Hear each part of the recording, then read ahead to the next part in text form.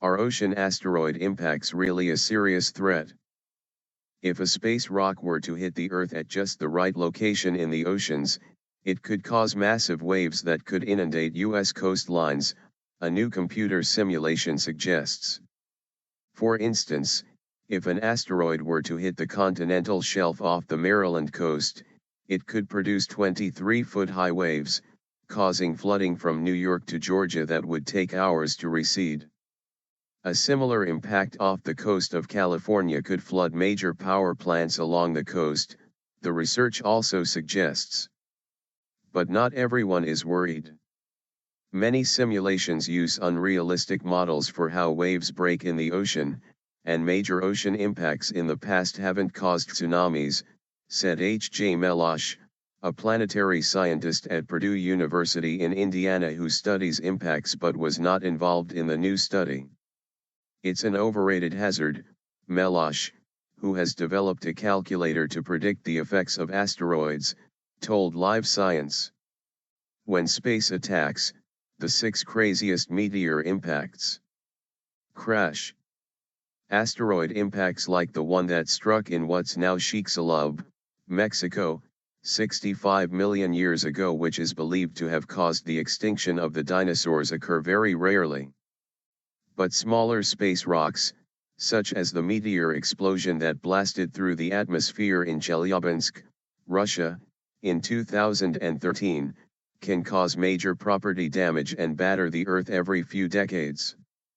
To evaluate the threat of such smaller impacts to U.S. coastlines, Shohil Azadine, an applied mathematician at Lawrence Livermore National Laboratory in California, and his colleagues used a computer simulation to mimic how asteroids of about 165 feet in diameter crashing into the ocean would affect waves.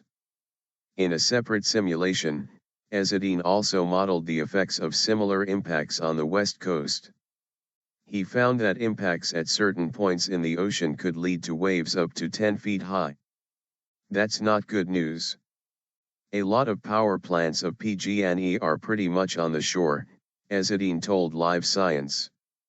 In fact, a 2012 report by the California Energy Commission suggests that a 5-foot rise in sea levels, which is predicted to occur by 2100, due to climate change, could flood many power plants.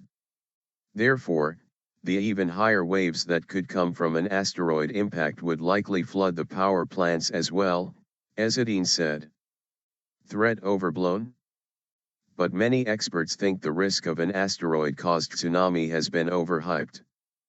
An upcoming study which will be published in the journal Earth and Planetary Sciences found that the Eltonin impact, which left a huge crater in the ocean floor off the coast of Chile 2.1 million years ago, didn't cause a tsunami.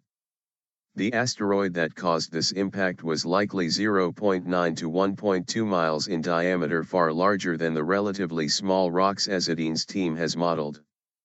If such a massive rock didn't cause problems, it seems even less likely that a relatively meager one could, Melosh said.